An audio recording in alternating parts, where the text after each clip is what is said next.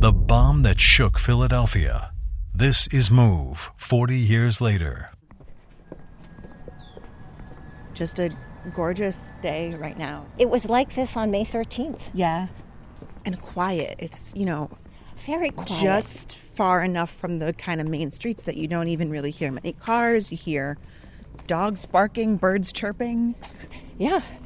A classic Philadelphia row houses with a nice architectural detail. And this gives you an idea of what it looked like before. Now it is rather calm in this West Philadelphia neighborhood, but this has been, to be sure, a terrible day in the history of this city. This morning, Philadelphia police delivered their eviction ultimatum to the MOVE group. They rejected the opportunity to leave. A short time later, gunfire started. It lasted for about an hour and a half. Almost constant gunfire. A police officer up at the scene. So it was about 5:30. A helicopter went overhead. I was down at the barricade. I didn't know what was going on, but people watching TV could see very clearly a satchel drop from the helicopter. And a short time later, there was an explosion.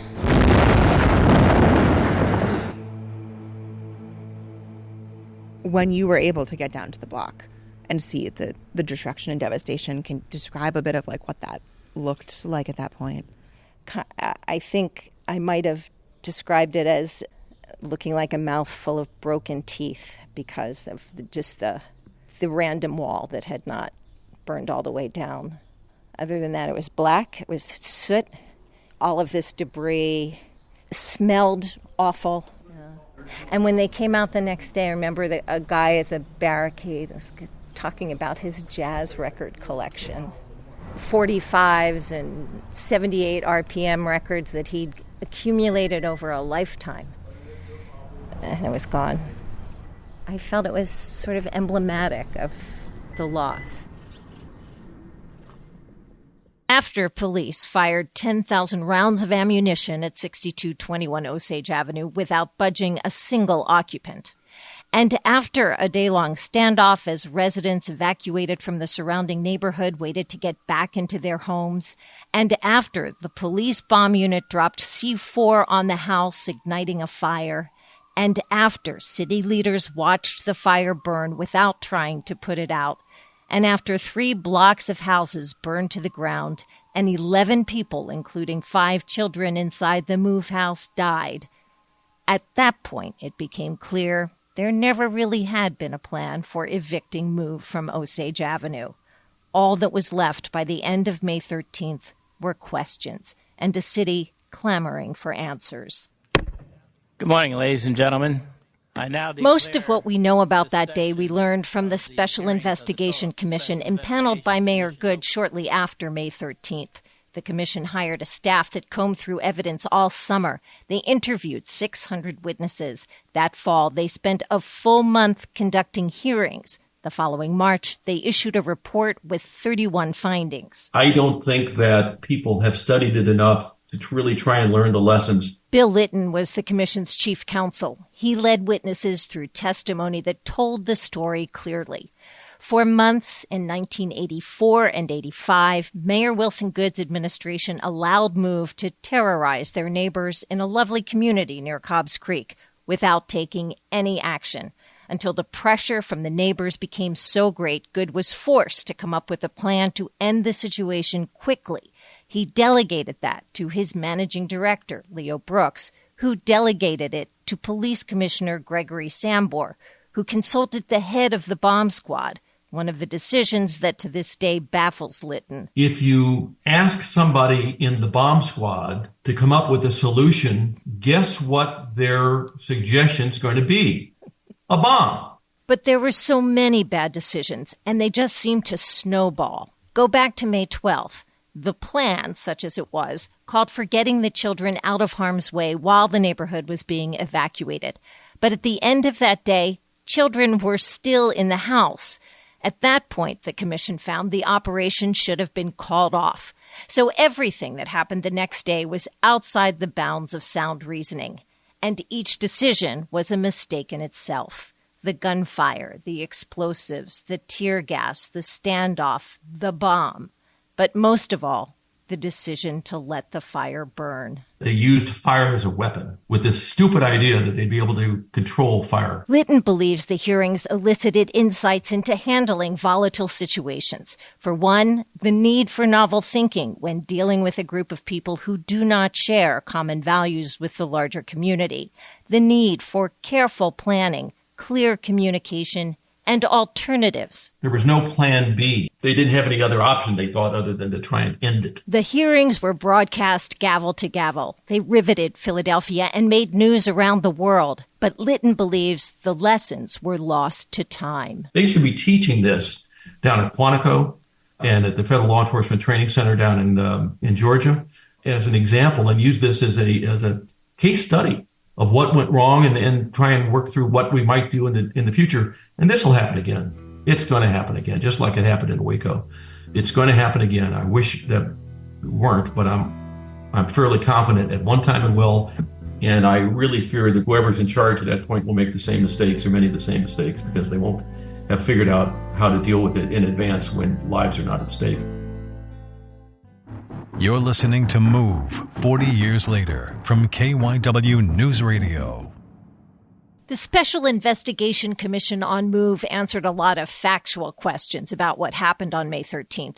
They established a timeline, assigned responsibility for decisions and actions, made recommendations for what should happen next, but they couldn't crack the visceral questions, the ones Philadelphians have asked themselves over and over since that day.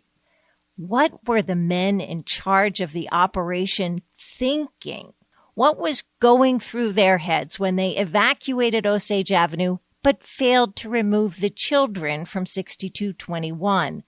What did they think was going to happen when they let the fire burn? 40 years later, we still don't have satisfactory answers, and at this point, must accept we never will.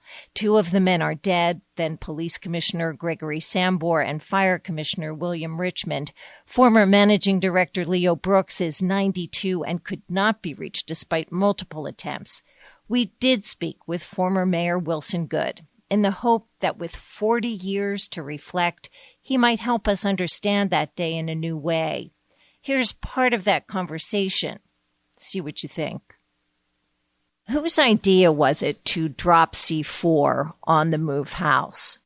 I have not been able yet to have anyone who took responsibility for making that decision. And then the next decision was to let the fire burn. I think that was the most damaging decision that was made. And I cannot imagine a fire commissioner, a police commissioner, or managing director with people in the house, with children in the house, saying let the fire burn, and especially the 2 top people. You've said you didn't realize they were letting the fire burn. You were not on the scene because of fears for your safety. So how did you feel the next day when 11 bodies were discovered and you realized that people, including children, had died? I felt that the decisions made by the managing director and the police commissioner and the fire commissioner, without getting any permission from me to do anything of that nature, because actually the managing director was in charge of all of the departments, and so he has the authority to act without me. Although I said that I want to know what was going on, I assumed that he decided that he was not going to listen to anything else and he was going to make a decision on the scene. And I called him a number of times to ask him what was going on, and he said, we got things under control. And he was wrong. He was absolutely wrong, and because he knew the instructions from me was that nothing is to be done that will put the children in harm's way. Do you have any regrets about that day? I have regrets that the people who were on the scene, I have a regret that they did not do a proper job in terms of what they should have done. Is there anything else you'd like to say? No, I don't want to add anything. Wilson Good was reelected 2 years after the MOVE bombing. Brooks and Sambor resigned in 1985, but Richmond stayed on until 1988. The MOVE Commission reprimanded the medical examiner for his unprofessional treatment of the case. He, too, kept his job. The commission also recommended a grand jury investigate claims that police officers had fired at MOVE members trying to leave the house. Several officers took the Fifth Amendment against self-incrimination at the hearings. No one was ever charged. You're listening to MOVE 40 Years Later from KYW Newsradio. The commission concluded two things. One, that by the early 1980s, MOVE had evolved into an authoritarian, violence-threatening cult. And two, that the residents of 6221 Osage Avenue were armed and dangerous. And they said they threatened and intimidated the neighborhood. Did you consider the MOVE organization to be a terrorist group? Absolutely. People who have killed one person, injured several others, people who threatened to blow up people's houses. I think that's a pretty adequate description of the word terrorist. In 78, I don't know if you recall, but... Ed Rendell was Philadelphia's district attorney in 1978 when the city first clashed with MOVE in the Powelton Village neighborhood. There was no sign that MOVE was particularly violent. The thought was they were kooky. The city was getting repeated complaints from neighbors on the block about kids running around naked, garbage, some using buckets for their waste, livestock, and profanity blaring from a stereo at all hours. Their neighbors, who were basically all African-American, wanted them either to clean it up and stop or to leave. He says he tried to get them to move out peacefully. Police and the city decided to take the people in by force, and that's when the MOVE members resisted. The firefights proceeded to happen, and Officer Rand was shot and killed. 9 MOVE members who denied firing any shots were convicted in Officer Ram's killing. 3 officers were also captured on video beating Delbert Africa. A case against the trio was eventually tossed by a judge. The rest of the MOVE members relocated to Osage Avenue in the Cobbs Creek neighborhood. And nobody heard much from them until 6 years later. And again, problems with neighbors kicked up. It was this loudspeaker. You'd hear a voice, "You motherfucker!" A neighbor attacked, bitten, garbage placed open to feed animals. I saw the kids eating out of the garbage can. Again, city leaders were pressured to do something. The police commissioner called Rendell and said they'd found something extremely dangerous at the MOVE house. 8 or 10 big 4-foot-high gasoline cans. They were keeping gasoline on the roof so they wouldn't have to pay for eating bills. Rendell approved search and arrest warrants. Rendell says he thought the city would be able to get them out, surround the home for weeks if needed until they ran out of food and essentials, and then they'd be forced to come out. But the city reacted in ways that were incomprehensible. 5 children and 6 adults were killed as Osage Avenue burned to the ground. Rendell says MOVE isn't blameless. You can almost say if they were guilty of setting the table that led to the firefight. And adds the fault lies with the city. And how they could have decided to risk dropping a bomb when they knew there were kids there, it was tragic. You're listening to MOVE 40 Years Later from KYW Newsradio. For young black teenagers in the United States, 1985 was a pivotal year. The Reagan administration was in full swing. Race relations between the black community and law enforcement were tense at best, with incidents of police brutality and racial profiling leading to both distrust and fear.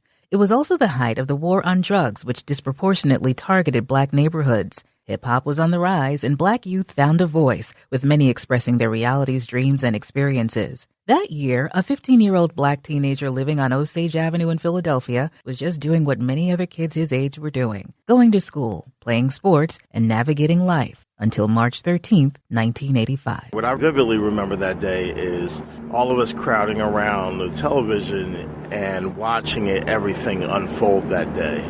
So you don't really know what is about to happen. You just know something is about to happen. Baba Renfro, along with his family and everyone else on that block, had been evacuated. He was staying at his grandmother's house about 5 blocks away. Because, the city told us, don't worry about it, just bring an overnight bag. This will all be over, and you'll be able to come back to your home.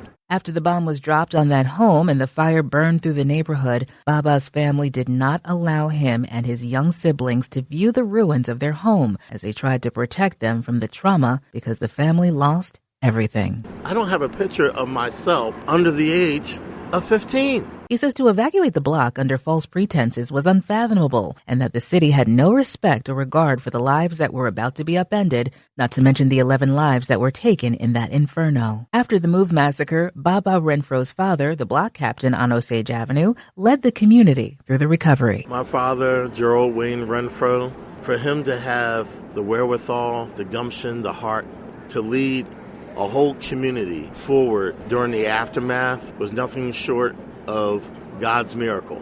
His father was lovingly known as the Lion of Osage for his never-back-down swagger. He was a former police officer who later went into construction, so he was able to navigate the needs of the community, as well as have an unofficial hand in inspecting the homes during the initial rebuild process. And he noticed some iniquities, if you will, and he asked some questions of the people on site. And then once it was all completed, during the first rain, everyone on the north side of Osage Avenue, their basements were flooded. Our roofs were leaking. He says the shoddy construction just added insult to injury. His father was instrumental in bringing in the Army Corps of Engineers, which after conducting inspections quickly learned that the roofs had been installed backwards. When your house is burned down, not your fault, the city of Philadelphia's fault at that, then when they are ready to put you nicely back into your home, they hired a subpar contractor to do the work. After years of frustration, all of the homes were properly rebuilt with the necessary repairs, although Renfro feels the city was doing damage control.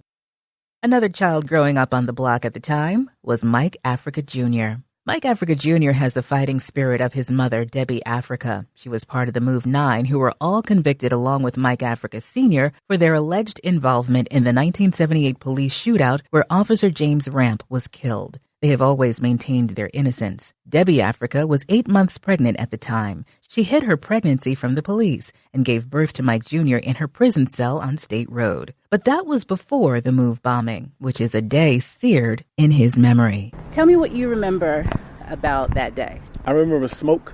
I remember the sound of a bomb. I remember fire. And I remember wondering if anybody died, and if any, who, how many. I remember being confused, and I remember my family in tears and outraged. Mike was just 6 years old when the bomb was dropped. He recalls the fear vividly because he knew the men and women in his family were fearless fighters and had no problem standing up to the police. But what would motivate a city to use C4 on a home in a residential neighborhood? Mike has his own take on that. Frank Rizzo was the police commissioner and then the mayor of Philadelphia. Rizzo was mayor from 1972 to 1980. And he was one of the most racist people that the city and the country had ever seen. By 1970s, he was making statements saying that the police department in Philadelphia could invade Cuba and win. Wars were waging on the streets in many black communities, and Move was formed in part to fight police brutality. If you look at the reasons that the Black Panther Party and the Civil Rights Movement and the Move organization came into existence in the first place, it was because of police issues. It was because of housing issues. It was because of poverty issues. If you look at where we are now in this world, in this country, those things haven't changed. Mike says his parents' generation and the elders that created Move may have done so with admirable intentions, but they should look at the decisions they made that helped lead to some of the issues with the neighborhood and the police. They were warned too, and some of the decisions they made weren't the greatest decisions. There's never a time when someone should drop a bomb. These people were not terrorists. They didn't kill anyone. But at the same time, my family didn't do a great job at conveying a message and moving in alignment with the other revolutionary organizations that had walked the path that they were at that point on. 40 years after the tragedy, Mike says there are many lessons to be learned and that the city of Philadelphia, in his opinion, hasn't learned any of them. The city has learned how to cover up the mess they made. They learned how to avoid taking accountability for something that they did. They hand out a couple $1 million to multiple families, but they've yet to repatriate the remains of our family members. They have a lot of making up to do if they want to scratch the surface of repairing this harm. Mike Africa Jr. is a legacy director for the Reclaim Osage project. He has support in City Council on making May 13th a holiday and for a memorial which would be located at the rebuilt home at the site of the bombing. He managed to finally purchase the home after it was taken by the city via eminent domain and eventually sold after it had been turned into a police substation. But they don't own it outright. When I bought the house, they wouldn't allow me to just have it and do what I want to do with it. They put stipulations on me saying that it couldn't be a museum, it couldn't be a memorial, it could be only a residential property. My goal is to pay it off so that those stipulations go away. There's about $333,000 left to pay on the mortgage. There is a GoFundMe page that has raised over $22,000 since it was set up in 2022. He says the city can start to make amends by helping this get off the ground. I would love for the city of Philadelphia to pick up the mortgage on our property. I would love for the city of Philadelphia to give us some support in that way. We didn't have a mortgage on the property when it was bombed, and we shouldn't have to deal with one now. Mike Jr. is thankful for one police officer who crossed the blue line that day, James Bergheyer, who pulled one of the children, Birdie Africa, from the inferno. I'm sorry that the other police didn't feel the need to go get the other kids. I'm sorry that he was the only one to do that. I'm sorry that he was threatened after he done that. I'm sorry that other officers wrote on his locker, lover, for that. Kristen Johansson spoke with James Bergheyer, who reflects on that day and the lasting impact it has had on his life. It was probably the worst day of Philadelphia history. This is James Bergheyer, a former Philadelphia police officer. A lot of officers were ashamed after that day. Bergheyer says he and Mike Africa Jr. have spoken a few times. We have respect for one another. There's things that we agreed on, and there's some things that we don't agree on. Bergheyer testified at the commission alongside his partner, Tom Mueller.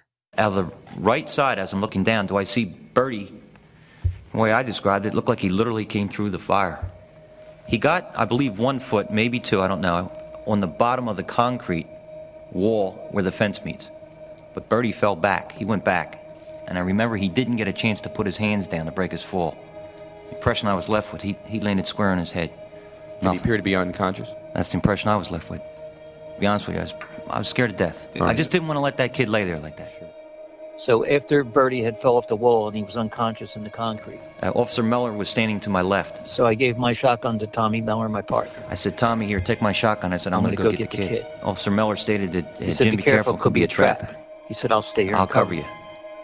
But in essence, what he was saying was, I'm going to stay here with no cover and no concealment for as long as it takes for you to go get that kid. With my right hand, I scooped him underneath his left arm. As far as what I remember him saying, don't shoot me, don't shoot me. He then started to say to me that I'm hungry. I want something to eat. I'm hungry.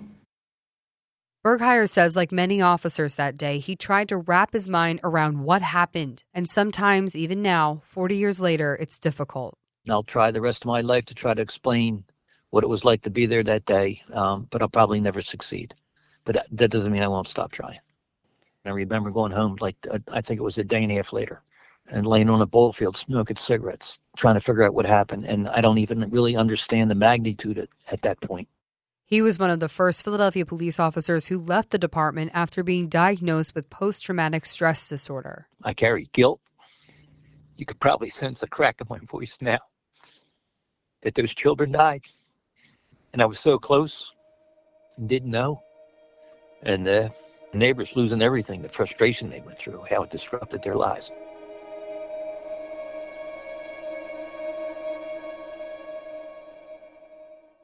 Jim Bergheyer says what happened May 13th of 1985 altered so many lives. When I'll read something in the paper, an event that's related to MOVE, whether it be the unfortunate situation with the University of Pennsylvania and the 5 children that died with their bones, then I relive it. And then 40-year anniversary, I relive it. I feel horrible for the neighbors and the 5 children that died needlessly. At one time, I went to the cemetery and paid my respects for them. And I know in my faith that they're at peace in heaven. The memory of watching the fire burn haunts Bergheyer. We went out that day to try to give them an avenue of escape, them being moved, and then come home. I never in my wildest dreams would ever thought that something like that would happen. It disrupted a lot of people's lives. All the guys I work with that day closest, we all went through a divorce. Unfortunately, one officer committed suicide. So there's a message here that to prevent things in the future, if some kid hears this, that he knows that there's cops out there that cared that day, that maybe that'll change their attitude. Try to meet you halfway. The world's screwed up right now. The way it's going down, things aren't working too well. We have to try something different here. And that's when I get into love your neighbor, love your enemy, and love yourself. He's been back to the block where it all happened a few times, including once with his former partner and actor Sean Penn, who wanted to do a film about the MOVE bombing. We went out and we walked around Osage Avenue, and that's when we met this woman next door. You know, she came out of the back of the house I was in that day. And I said, "Do you live here?" She said, "Yes, I do. Can I help you?" I said, "I was a police officer that day." I said, "I'm really sorry for what happened to you." Well, she started crying. My wife hugged her. She started crying. I started crying. And she said, "Nobody's ever said that. Nobody's personally ever apologized." Very emotional moment. Bergheyer has hope for healing, but he says it has to start with recognizing what happened, and it starts with the stories being told. So I always tell her that the story is the children and the neighbors. 61 homes were destroyed, and 250 people lost everything. And 5 children died needlessly. I still say the same thing. That all happened and not enough people cared. Move, 40 Years Later, was produced by Sabrina Boyd-Circa with reporters Pat Loeb, Kristen Johansson, and Raquel Williams. Our production assistant was Vanita Mwangi. Audio from the Move Commission came from Temple University.